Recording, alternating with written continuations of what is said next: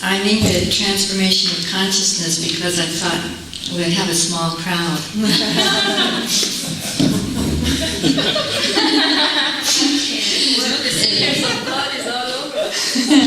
And this was originally supposed to be a workshop.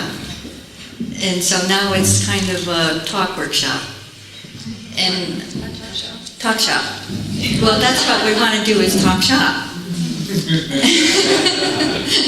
And so I have a few things I want to read off and start it off, and then we'll take questions and see where it's going to go, because that's the nature of a discussion and so on, see where Baba leads us. So first of all, transformation of consciousness probably means different things to different people. And my kind of concept of it to begin with is that it's awakening. Awakening to Baba's love, to his presence in our lives, and to the sense of our spiritual journey with him. And through the course of our spiritual journey with Baba, transformation of consciousness somehow takes place. And it takes place on all kinds of levels at different times in our lives. So we can't pigeonhole it down to any particular concept, because for each person it's different. But the thing that isn't different is that it happens through experience. And that stays with you. Oftentimes we think, well, why did Baba have to put me through all this? It's because you have to manifest it in this world. It's not armchair stuff. And so that brings out the transformation in yourself. And you may or may not be aware that it's happening at all. So that may or may not be the whole point. But it does happen to most people sooner or later, one lifetime or another. And some of that is Baba's in charge, of course, but your intent and your motivation is also what propels that. So it's not quite an A to Z path, but there's so many steps, more than 26 steps between. So we're going to start at the top here. And this is a little deep to start with, and then we'll go a little lighter. I hope. Baba said, God's life lived in illusion as the avatar is not illusory.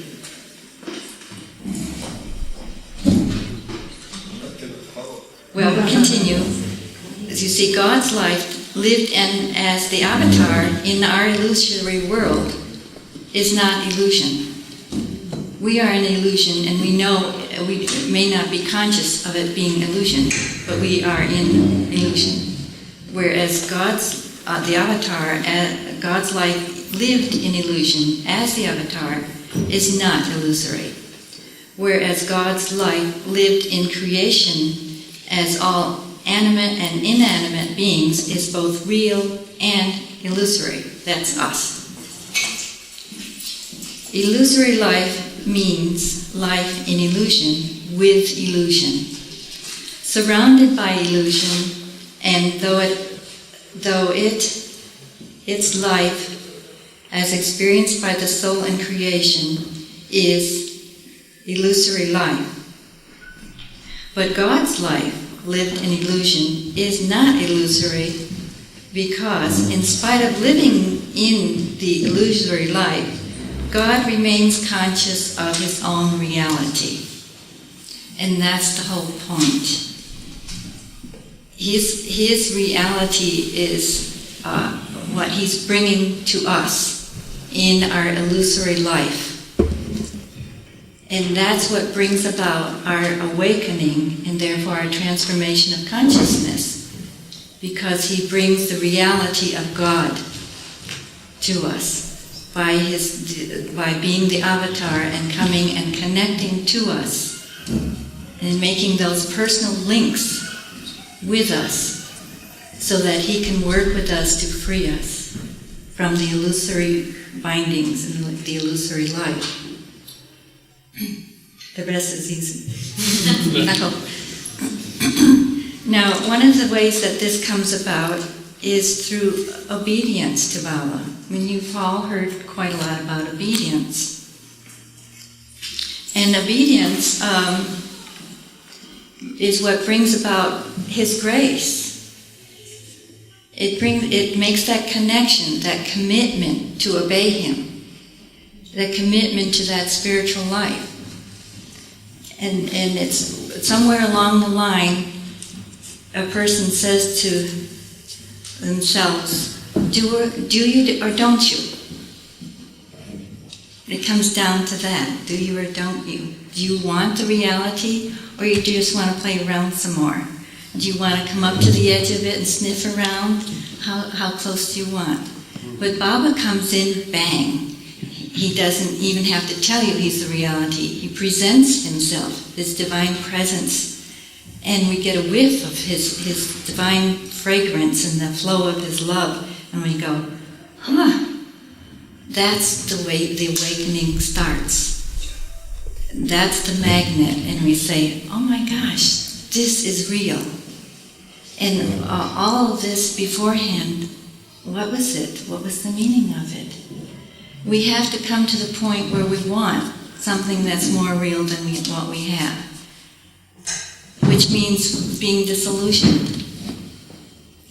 And so we become, compassion also helps us to face and pass through these critical periods, and the loving remembrance of the avatar cushions the blows of grief and sorrow while upholding and sustaining our trust in him. And so I don't know if there's anybody who's lived a life without some form of suffering or sorrow or ordeal or critical time. And when we live a life with Baba, I have found in my personal experience over and over again that I must have quite a lot of karma catching up with me this life, that he doesn't prevent these things from happening, but he definitely cushions the blow and sustains me. And with it, he successfully shakes me up to the point where I'm willing to let go of a lot of stuff that I didn't know I had. And he says, aha. And so he brings about this kind of transformation. He makes you do that kind of work of facing these things because you really want to stay in his love orbit. And you can't. You're saying, how come I'm not staying in Baba's love orbit? What's holding me up? It's your illusory life. We're so conditioned over lifetime after lifetime. It's such a habit, we don't even know that it's a habit, and we don't know how to break it. And most of all, we don't want to break it because it's fun.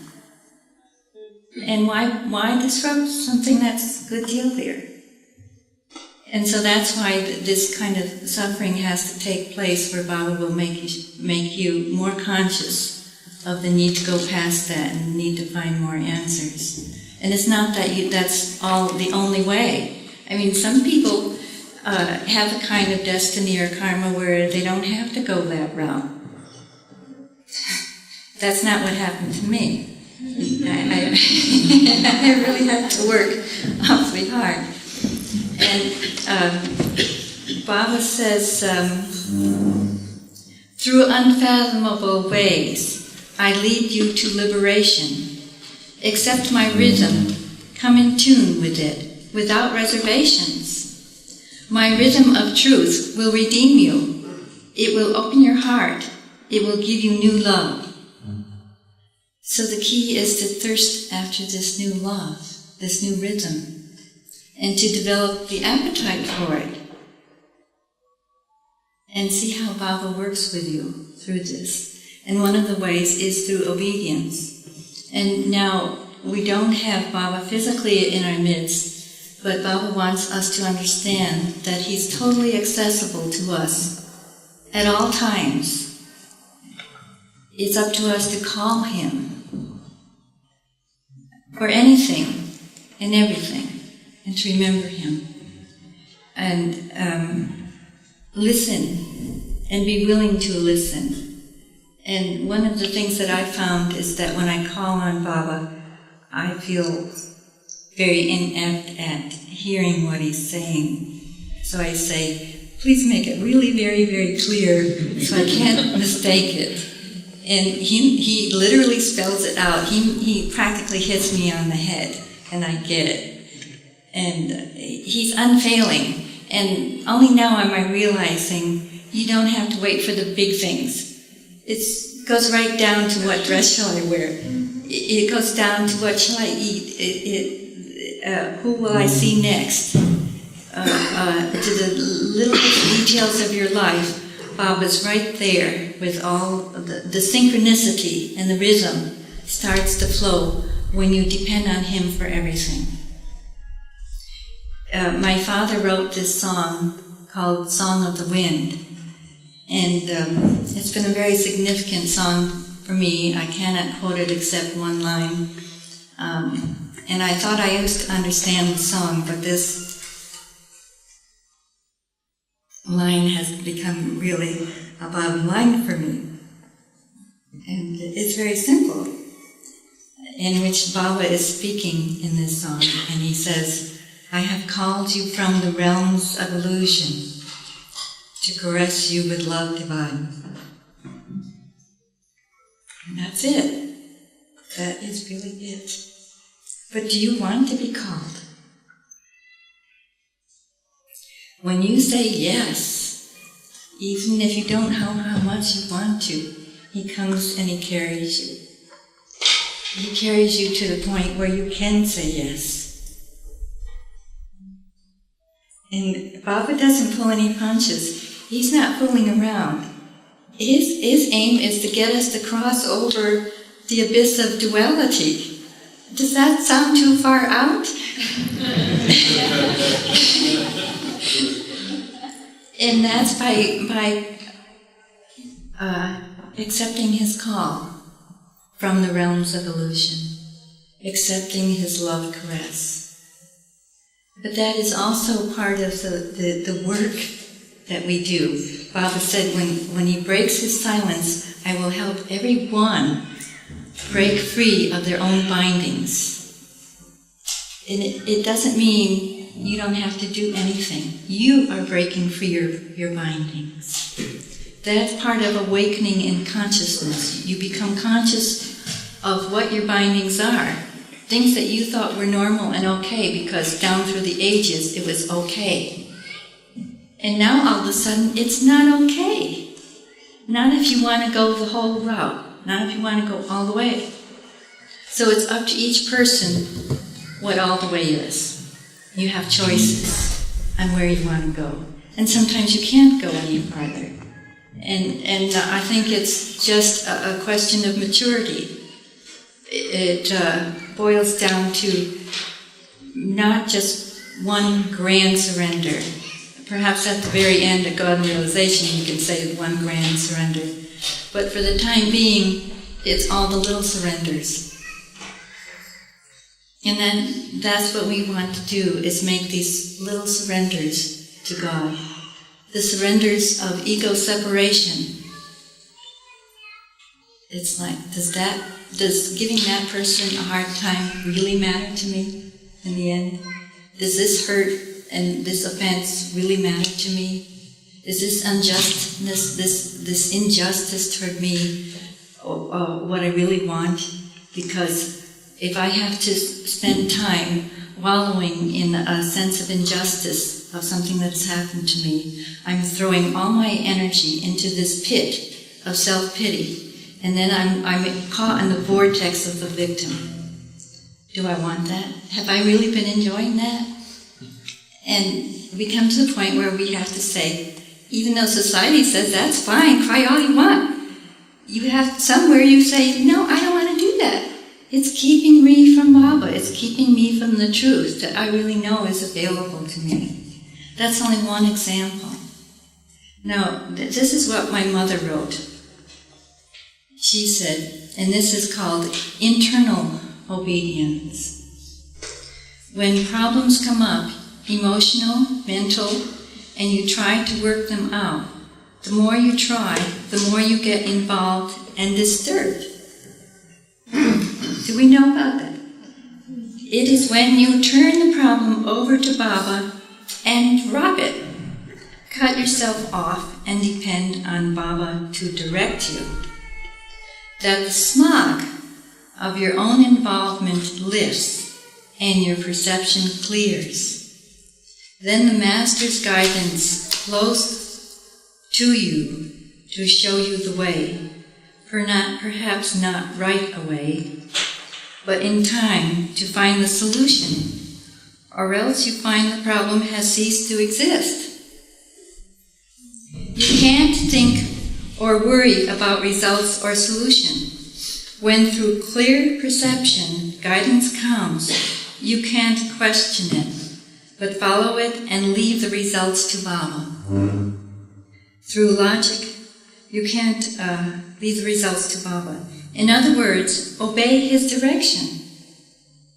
Not through logic, but by faith, accepting that you are inwardly directed to do or just let go entirely and let Baba work it out or not.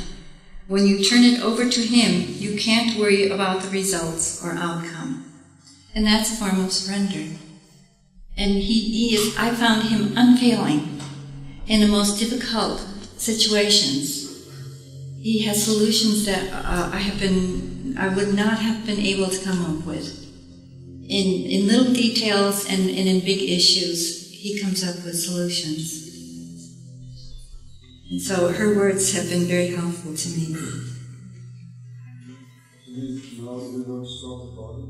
Yes, Baba isn't available because of the inner contact that he has with us all the time. And we strengthen that contact with him by our remembrance of him and our commitment to obey him.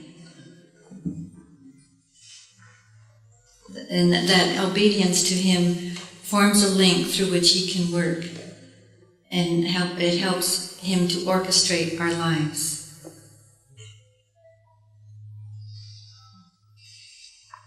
Questions? I wonder if you'd share an example of what you're talking about, or not. Yes. I have. Most of the examples are quite long, but I'll try and pick a short one. It was in 1952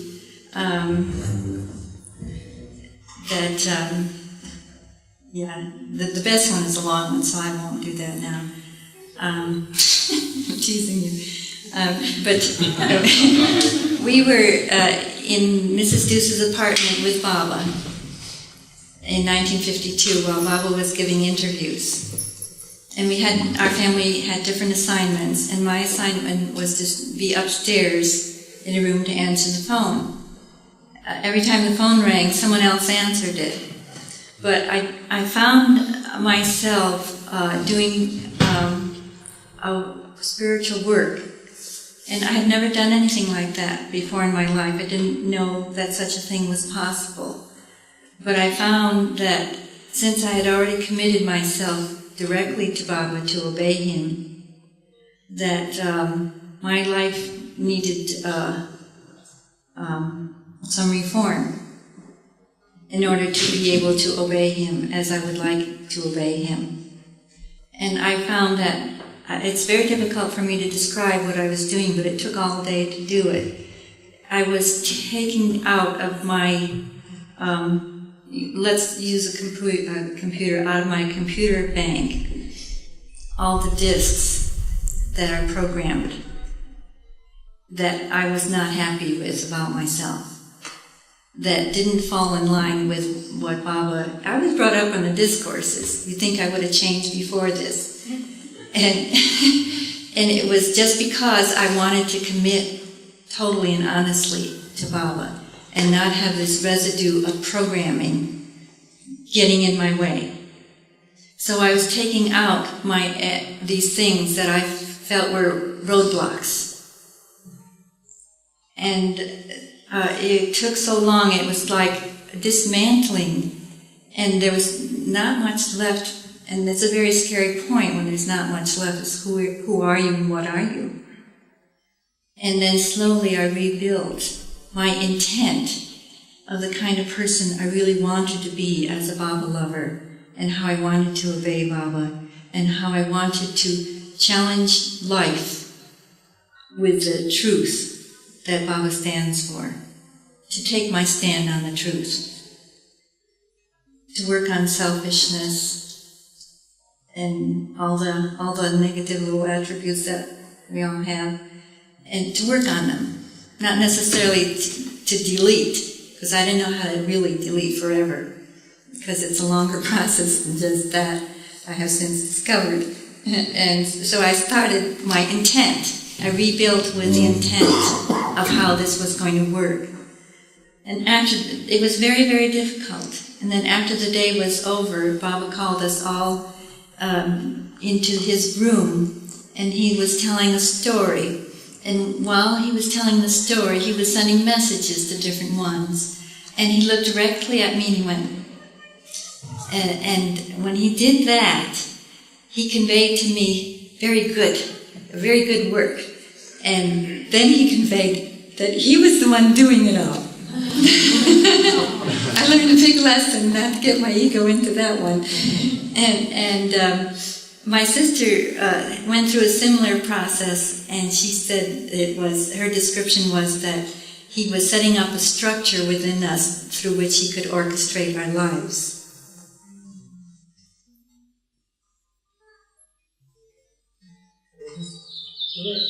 Last night you said that you were on the airplane with Baba, and you hit that moment where you felt it was all dry and you kind of lost that charge or whatever. Yeah. And I assume that there are times nowadays when you'll hit those periods. Do you have any tips for how to overcome that dryness? Well, when that happens,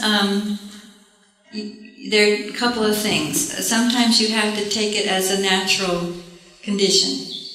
But if you go too far with that, you start losing your hold on Baba and get swallowed up in Maya and illusory. So that's kind of dangerous to relax too much on that. What I found is that, for me, it means that I have to dig deeper and say, what is it that's keeping me from that close connection that I really want? And what is in me? And then I have to ask Baba what it is. And then he shows me and I go, oh. And lately I've been going, oh, all the time. it's never over. It's just ongoing. But the thing of it is, the beauty of it is, he's making you come up to seeing what it is, because your intent is to dig deeper. And he's showing you what it is. And so that's obeying him, to be willing to go deeper and to pass through what it is and give it to him. Because it's something that forms a block that we don't really need. The block is really an illusory block. And once we see that it is an illusory block and not real, and it's keeping us from Baba, then we can actually let that go. It takes courage. And your intent is what pulls you across, and you ask Baba to help you pull you across and to show you how to do it, to show you what it is. And what I've also discovered, that Baba's love and light, it's my feeling, and I don't know if anyone else agrees with me, that Baba's light and of love is increasing day by day. He's pouring it down on us as we speak, all the time.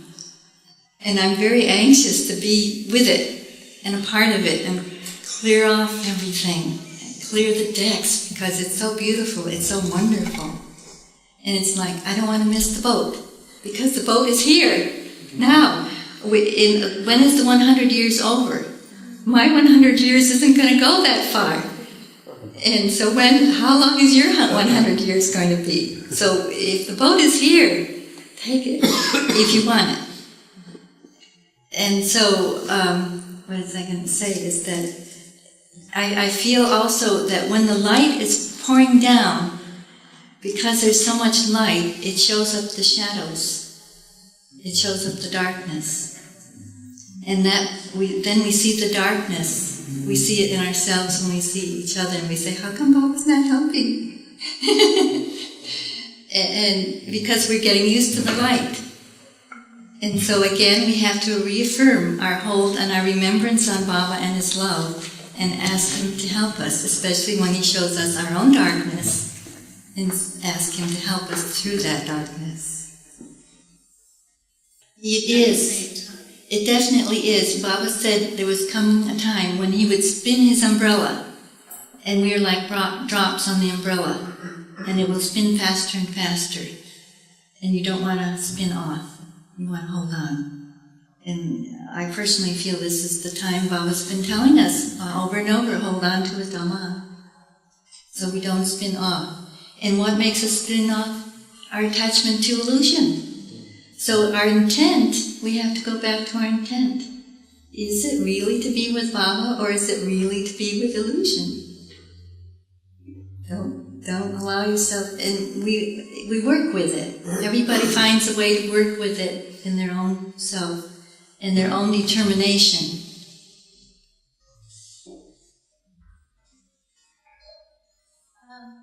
Actually, I like the title of your talk, Transformation of Consciousness. And I guess that's also what Baba is about. Oftentimes, the whole challenge is how Baba talks about the reality which is in a world of illusion. So we have to really go through this world of illusion to be able to reach that reality and find out who really Baba is as he is. Yeah. Now, to really live in this world of illusion, as you mentioned, you said, when you talk and also now, it's not that easy.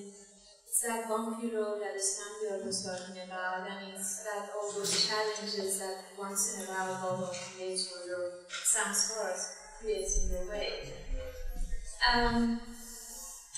So, oftentimes, and then sometimes I make myself confused between doing really my best and surrendering. So like Baba, like the way Baba talks about do your best and leave the result to me.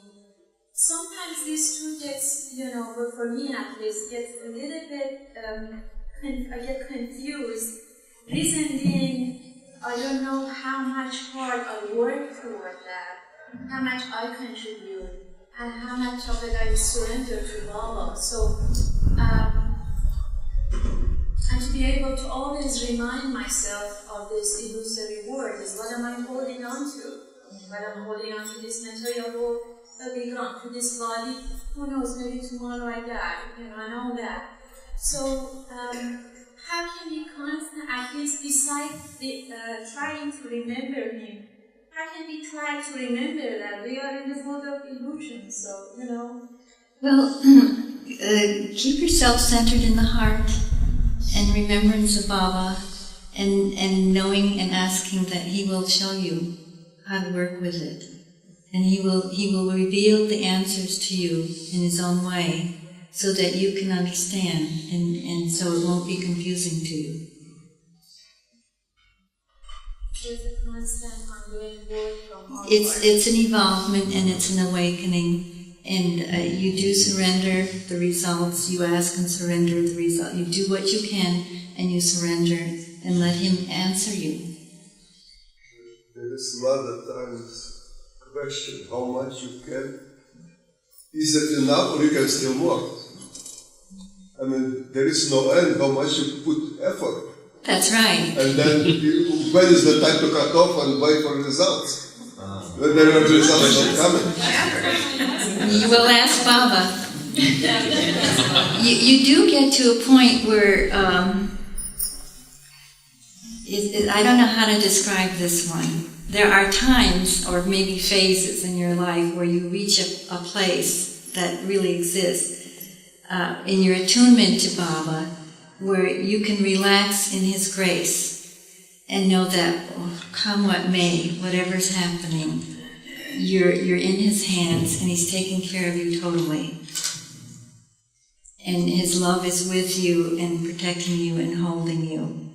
And that in itself, if that's your focus, then you're not focused on illusion. In the barn, Baba gave us a demonstration. He took someone's hat and he said, here's the hat, and pretend we're in the hat. Here's us, and here's the world and the illusion. And we're always looking this way, out here. We're always facing illusion. That's our natural condition. And that's the focus. So what does He say? What to do? He says, you turn it around and you face God. That's your focus. When you're loving God, loving Baba, you focus on that. Then you don't get caught up so much in illusion.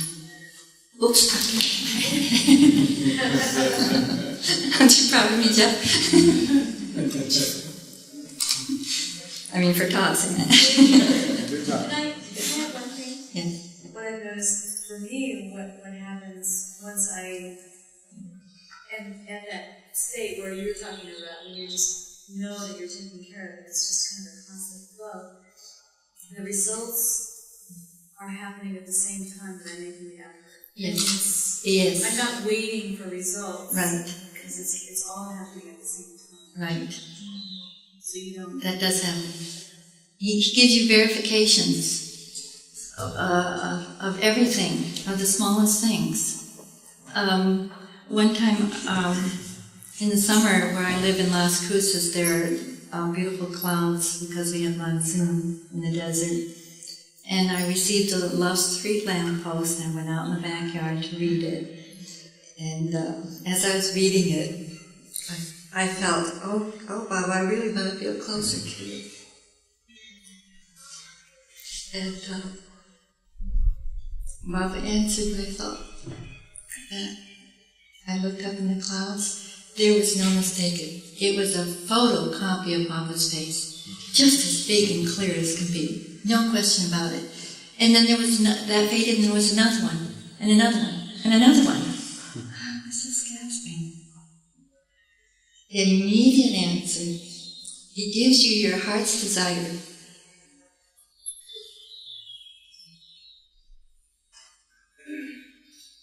And he's always proving. Why do we have to ask Him to prove it to us?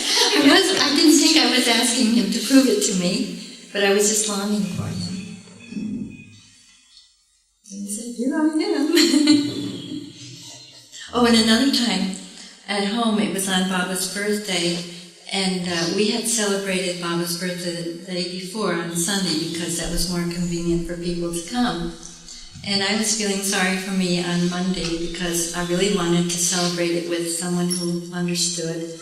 And the little 6-year-old neighbor girl came over and we had a cup of tea and she heard Baba music and she said, oh, I like that. So in her own way, she celebrated what she didn't know. But after she left, I thought, I still want to celebrate it with someone I know understands it. And I thought, well, the angels know, and they understand, and they're here with me. And I went into the other room to read a Baba book. And the phone rang. I ran back into the kitchen, picked it up, and this voice on the end said, is Angel there?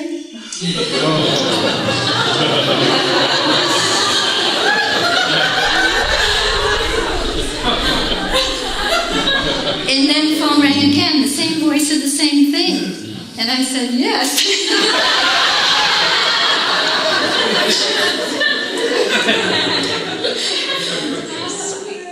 Isn't it? Okay.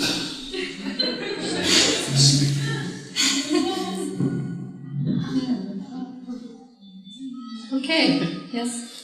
I was wondering about, it seems like when we have our love for Baba, that it's like they're so beautiful and tender with their love for Baba. But sometimes it's so hard see Baba in other people, and it hurts because you create pain. And I don't know. I mean, like, it seems like if you love Baba more and more, that it's so much. Is it easier to see Baba in everyone? So it's just like a reflection of Baba's love. Eventually, which is a long term, it can happen. It does require a lot of work for us to get to that point, and that's how Baba works for us. If that's your intent, to work on that point, Baba will help you. One of the things I found is to pray for that person, to send them all your love. Not verbally, just in your heart, give them all your love. Anyone you have an altercation with, I found such magic in just giving all my love. Never saying a word. And then I had one lady come to me in my house. She was an old friend of my husband's colleague. And she was haranguing me about some paper she wrote. And she just wanted to harangue me and start an argument. And I was thinking, how do I get her to shut up and out of my house? And I looked her directly in the eye, and I looked at my watch and thought, how long is this going to take? I started silently, while I was looking at her, saying Baba's name. 5 minutes. She packed everything up and left. She says, okay, I'm going. That was the end of it. It does help. It just, if you don't feed give any fuel to anybody's fire, they don't have any ammunition. So if you don't want to fight, you don't have to. It's not worth your while. If it's worth your while, it's different. But if you want to see Baba in them, you can ask Baba to help you. There was this one person I know, he used to give me a hard time. There was an apparent friendship, but I used to get these remarks that were rather insulting, and I wondered what kind of a friendship is this? And I couldn't understand this person for the life of me, why this was happening, and what to do about it. And one night I had this dream, and Baba said, I'll tell you all about her. And I said, oh boy, I'll find out. I didn't have a clue what made her tick. And so I'm waiting, and he doesn't call me and tell me about her. And then I wake up from the dream, and I never heard any verbal response. But all of a sudden, I knew what made this person tick. I still, to this day, cannot describe what makes this person tick. But I had this deep sense of feeling for her, of understanding. And I don't know, Baba just gave it to me. And I was able to be a friend to her. And all the other garbage just dropped. It just dropped.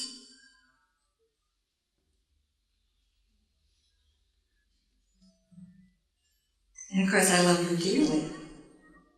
That's really Baba's miracle. You can turn, with Baba's help, he says you can turn an enemy into a friend by loving him. So even if you don't feel that love, you can ask for it.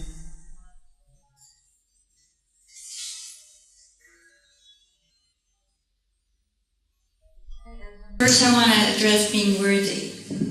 I think that's very, very natural to feel that way. And that's nothing to worry about.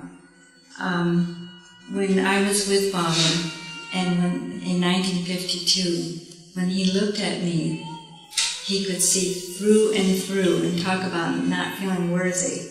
There wasn't anything he couldn't see. And everything's out there for him. And you think he would pass judgment or be conditional? No, at that point I discovered through this experience that his love is unconditional. It is not dependent on your being worthy. If we had to qualify to be worthy, we wouldn't be here. We wouldn't hear his name.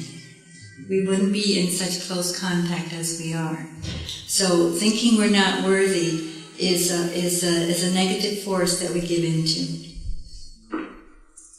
We are Baba's own children. We belong to him. And he loves us more than we could possibly imagine. And it's unconditional. There's no love like Baba's love. There's no kind of love like Baba's love. It's so absolutely complete and fulfilling. It fills all your needs. You don't have to draw from any source whatsoever to find completion, because Baba is the total completion. You don't have to grasp for anyone or anything in order to feed yourself or your ego in any way, because that's only an illusory habit of feeling incomplete, and it's based on fear. And what Baba is telling us, we are complete already. And he supplies us everything. He sustains us in everything. If it's material means, he gives us everything we need. All our needs are met. And this is why giving it to him is helpful, because we say, I'm relying on you, Baba, to sustain me in your unconditional love. And then you reinstate your love that way. You don't have to have a dynamite feeling of love in order to feel worthy of love. Just know that you are, that there is nothing you could ever have done in the past or do in the future or present that could take that away from you in the least. It just cannot happen.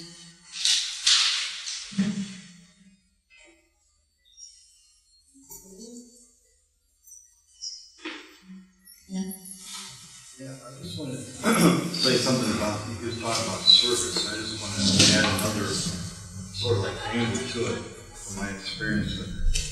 I work with some people, you know, like I go to like jails and hospitals, people that suffer from a certain affliction that I have in the recovery center. And when I'm in there, I'm always really afraid when I'm going to real nervous, you know, maybe it's easier. You know, I want to sound good when I go in there, you know, something like that. But a lot of times it's just afraid, you know, fear of whatever. So anyway, I pray for God, Baba's helping me go in there. And he's never failed me once. And what happens with me is I always walk away, you know, my experience is I'm getting out of myself. You know, and as a result of that, you know, I get this humility or natural high or something happens. And after that time, Baba is working with me in some way. And, you know, along the road. So the affliction that I got, which was a terrible curse to begin with, was necessary for me, you know, so that I can grow. Right. It was your path of freedom. Right. And I can use a lot of those experiences for really awful to share and help other people identify with, so that show them where I've come from that gives them a... Well, and you discovered the secret of getting yourself out of the way. But when I go in there, I have to pray for Baba to help. Exactly. I can't give a talk without doing that.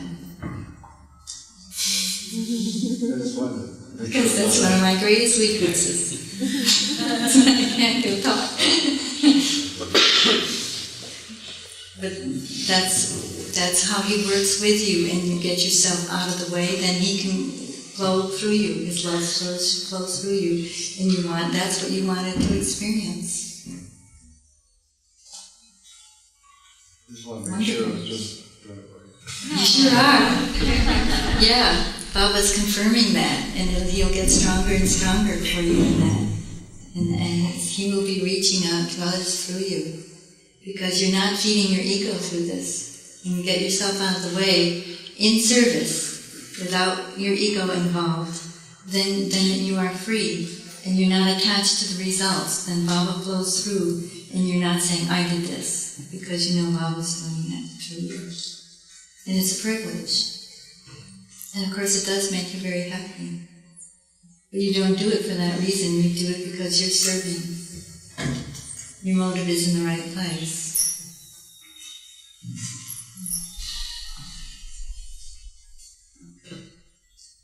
Okay. Did you feel ever that Baba had favorites? You know, the lovers that would visit him? Thought you'd never ask. Baba did that on purpose. That was his game. He did that a lot. And there are all kinds of stories like that of how he played favorites. And with the women mandalay, before he declared that that Mara was his beloved, he actually led certain ones to believe that they were. And there were just all kinds of jealousies. And Baba would create and stir up jealousies among his lovers. And I've noticed. And that's just one of those myopic things. Are we going to get caught up in that energy of jealousy? And he wants to bring it up have it out, so you can see if you've got a jealous bone. And do you want it or you don't want it? Do you want to live with that, or you want to be bound by this chain or not? And eventually we get fed up with it. But Baba really worked on jealousy, and he still is. It's a really stickler for people, and it's quite often quite unconscious. We can't help it, but once we can become conscious that we're partaking in that, first of all, in being jealous, we can see that that's a false impression, false samskaras, and then if we feel that we are the object of jealousy, that's just as uncomfortable. And we have to work on not getting entangled in any kind of energy or retaliate or be a part of what that person is feeling, because then we're snared into it. So it's being free on both ends. He fans the fire of a lot of our weaknesses until we take notice and say, oh my gosh, do I really want to work on this? And do it. I mean, it's not that we have to become perfect. That's not it. But right now, what I find is happening, and I don't know if anyone would agree with me, but this is an old Christian term. It's called purgation. I find that we're in purgation, and that is that we're being purged. Baba's purging us from these false samskaras and impressions. And that's lightening our load, so that we're free to really see that he's always with us.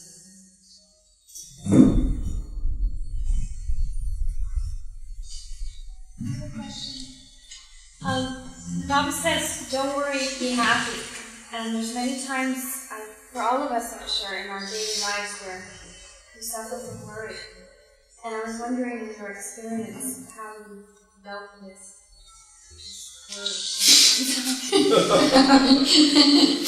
Wow.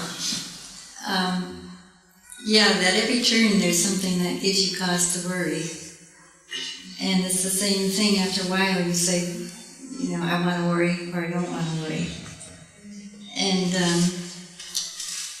after quite an extensive number of these occasions, you find yourself able to loosen up a little bit on that and say, my gosh, Baba's pulled me through so much already. What was I worrying about? And increase steadily as you go through your experience of sole reliance on Baba. You find your faith and trust in him developing and growing to the point where it's very, very strong. And when it gets strong enough, you stop worrying. You know you're completely safe in his hands. And that takes out fear. So it's a biggie. I just make it always calmer. When I worry about something. Yes. I desperately say it's your responsibility. Exactly. And it is a leap of faith. It is. Yeah. But so far so good. My daughter reminded me of this Indiana Jones movie, where it's rather symbolic, and at the end, he has to jump across this abyss, and it looks impossible. And he has to take this leap of faith And he takes this jump and he leaves his place of security. He jumps out, and as he jumps, the fog that was covering the bridge clears, and he's on safe ground all the way. Yeah, it was an optical illusion. Yeah. But it's a very nice symbol for me. Yeah. What does Baba mean by purity? Because I often struggle with it in my life, and I want to know, because I, in that feeling of love, truth, love, beauty, and purity. And I always think of Mara. Yeah, okay, this means taking it to the highest level. And that's being completely selfless. No self-interest, no self-thoughts, no gathering for your ego's sake. And, we're just not at that point.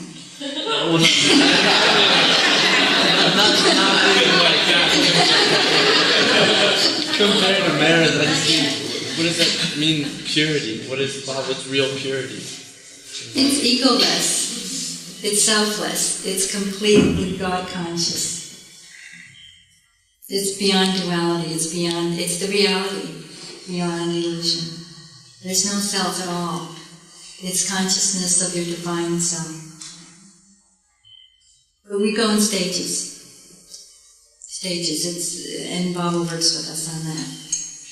And if you wish to work on it, you can. And he will help you with that. And reveal to you. I like the word revealing because Baba does a lot of revealing to me. And I will randomly go looking for one thing and spontaneously pick up something else, and I'll open the book at random and I go, oh, and he's revealing a whole, and it's not just the words on the page, it's at that precise moment I was ready to receive that revelation of whatever it was. And I go, oh, now I get it. And there are times when it seems to be escalating for me. It's so rapid that there are days when I go through 10 or 20 of them in a day, and I go like that. Can I retain it? And I can't. I just go with it. It's like, oh my gosh, Barbara's telling me this and telling me that. And I think I'm in charge of my day, but I'm not. I try to get what I have to do done, but there's all this, it just keeps on flowing in from all kinds of ways, and it's part of being willing to be alert when he's knocking on the door, and to hear it. And once you will allow that door to open, be ready. Because it's an escalated, it's beyond the mind, because you're getting something at deeper levels. It can be done. And when and how is, between you and Baba. It makes life, it's just so much richer and fascinating. You're no longer tied into the surface, what we normally call the surface reality. After a while we find that that's just empty. It has no value to us. It's only the spirit of Baba in anything that gives anything any value, or any meaning, or any satisfaction. It does. It's really fun. It really is. It's a complete joy. And that makes being happy very easy, because you're like, wow. What next? And it confirms that you want to stay in this direction of focus. And when you have people or events nudging you and say, come on over here, and get tied up in all this disturbance, you're saying, no way. And that's the practice. When you're no longer tempted, then you've reached a milestone. You don't have to do that one anymore. Yeah. Sometimes something you've been working on, and then one day, oh, it's not there. Exactly. It doesn't bother you anymore. It's like the barking dogs. We've had 20 years of barking dogs next door. Dachshunds. And this friend came over. They keep on having new dogs. And she said, doesn't that drive you nuts? And I said, yeah. But after a while, you almost don't hear it. You just don't. It's just like it doesn't exist. Even though you hear it, you're just not focusing on it. But Baba's giving the sparking bells.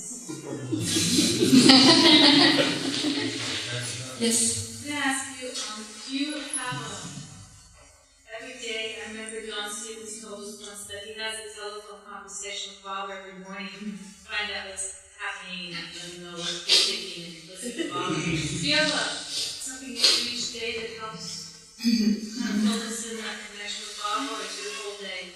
I relate to Baba first thing in the morning before I'm really awake. And while you're studying that? While I'm still in bed, before I'm totally conscious, I establish my connection with Baba.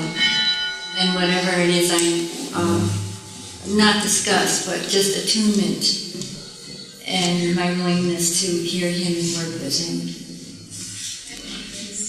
And when you go to sleep, he said, think of me when you first wake up, when you go to sleep, and even four times a day at 12 noon and at 5 o'clock, just ever so briefly, but you're tuning into him.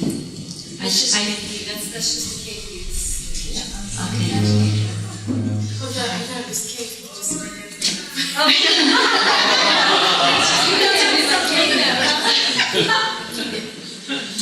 K-E-E-P, Lynn says, keep. Yeah, we do come up with different methods that suit us. Besides those in particular are most helpful. While you're still very, very clear in the morning and before you go to bed, you don't carry that with you to sleep. You release that to Baba, give it back to him. Don't keep working on it all night. You mentioned that you do, it seems like you do reading during the day too, so I was just curious about your own private. Well, I have a Baba calendar, and that's really very helpful. I take that very seriously. And I come across things in the strangest ways. It's not just Baba books. It's not as though I've got my nose in a book all day. Someone will come across my path, or the mail, or just something will come up, or a thought. It's just uncanny how Baba finds ways of doing whatever he has to do with me. So each person on their own devises their own ways of keeping in touch with Baba. Yeah, Fred? Well, Leatrice, a lot of times I talk about Baba to people that I'm unaware that they're Christians. Sometimes I get into a little bit of a standoff. Like I was in a home a week ago. I sell water systems, and I had this good rapport. And Shannon was blind, and suddenly I have a picture of myself in India with Masari in my presentation book, and they said, "What's that?" And I said, "That's me in India." "Why are you in India?" And I told them, "Well, I follow the teachings of Avatar Obama. Who's he?" And I told a little story. And they said, "Do you know Jesus Christ?" I said, "Yes." "Do you know who Jesus Christ is?" I said, "Yes." I said, "That's Avatar Obama." I said, "No." So we got into this big thing. And needless to say, I didn't get to say it. The idea of it is, what I'm saying is, I've been lately running into a point to where I feel I want to talk about Baba. I don't really give a heck what people think. I just want to pour my heart out. And so the thing is, I almost welcome these challenges, but I have to have a way of being much more discreet. So if you have any suggestion, if you are in a situation with somebody who's challenged you about the merits of Jesus, who is I'm born in the blood of Jesus Christ, versus you following Mera Baba. Well, it helps to study the Bible. And so you can quote right back to them and show them that you understand Christianity and how meaningful it is to you because of your Baba association. And therefore you show them respect for what they believe. And it may not be their destiny to become a follower of Baba, but just to hear his name is quite different. Baba says, let them hear my name, and the rest is up to me. Baba finds his way to their heart. So it really boils down to showing them the respect of what their life path is, and finding appropriate channels for expressing what you feel is necessary, where it doesn't fall on barren ground, you might say, where it's more fruitful. and you don't have to have an argument. But if you want to have an argument, that's your choice, and that's fine. So I don't have a real answer except those ideas. Have you ever run into a situation where you're talking about somebody who falls, and how have you got? You know the Bible, maybe. Well, I'll tell you this one. These guys, I don't know who they were. They were Baba people, came into town, and they said they wanted to set up for me to give a talk at the university in our town, New Mexico State University, at the religion class, comparative religion class, for me to talk on Baba. So I said, okay, and they arranged it. And I went in and I thought, I brought the poster that says Avatar Mayor Baba, and I didn't know whether I was going to start out explaining that or explain it later. So the professor immediately answered my question and said, I want to know what an avatar is. I told him. And I was very focused on the points I was making throughout the talk, and there were some hecklers, Christian hecklers, but the talk went very, very well overall. So the professor was very interested himself in going to India. But then the next year he asked me to come and he said, I want you to say the same thing, the whole thing. Well, Baba had a different idea. I thought I was saying the same thing. And the professor said, now, at a certain time I have to leave you in charge of the class and I have to leave. And the way, before that happened, it was open discussion back and forth. And this one woman said, well, what I want to know is there anyone higher than he? And I said, no, he's the highest of the high. And she said, I don't have to listen to this. She grabbed up the books and walked out. And the professor stood next to me and he said, yeah, that really sounds like blasphemy. And if anyone else wants to leave, they can leave now. Half the class will walk out. And one of my worst childhood fears was that I would be humiliated in front of people, because I told all my childhood friends and was humiliated. So I was very reticent to speak about Baba and didn't, because of this kind of fear. Well, that fear was manifest. And I didn't go through the floor. And then I was just standing my ground, just standing there quietly. I didn't feel upset in the least. And the professor could see that. And he didn't reverse his stance, but he said, you see this woman, you have to see who she is and understand where she's coming from. And then he left. And there were a few left, all good Christians.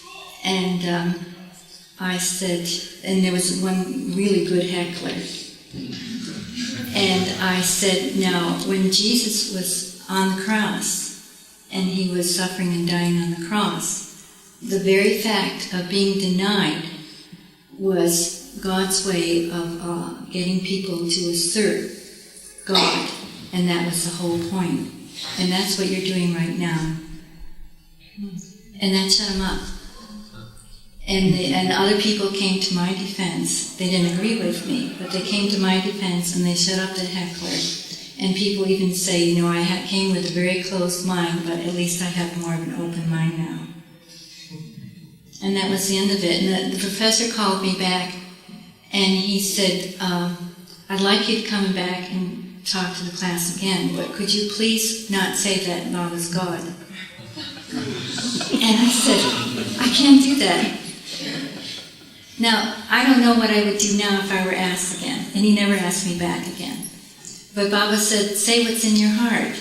Now, there's a time of being discreet. Maybe I should have been discreet. But at that moment, that's what came out.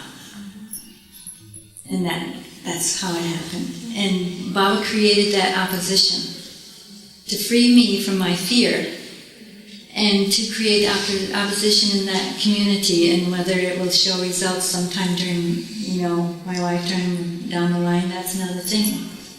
So yeah, I know what you're talking about. Yeah, I think we have to close now. Yeah, so Jai Baba. He doesn't have to broadcast it or say it, he is. And also when I touched Baba Jan's tomb, it was the epitome of sweetness. There's nothing to be afraid of in sweetness. And I think we lose touch of our own sweetness. It's innate in us. And when we lose touch with it, we become hardened. and our heart closes. When our heart is open, there's a natural sweetness. We don't have to be conscious of it. In fact, it's better if we're not. But Baba was completely sweet, very, very sweet. And his perfume, he had a fragrance, a natural fragrance about him. It was a real perfume. And you could smell Baba. It's like attar of rose and musk. It's almost indescribable. And sometimes he would announce himself when he wasn't physically near you by this presence, this unmistakable fragrance. No, it's not sandalwood. It's almost impossible to describe it. There's nothing that can come close enough. When you enter the room, it's all sweetness. It's all beauty.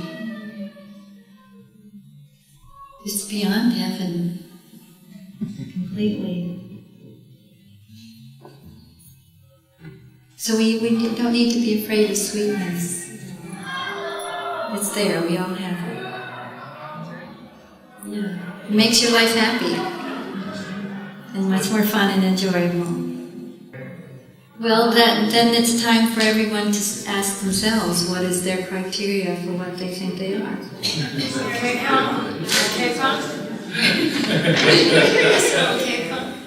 She's just teasing.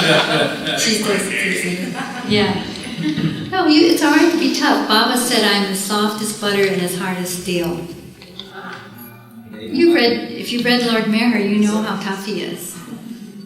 He's the epitome of the New Yorker.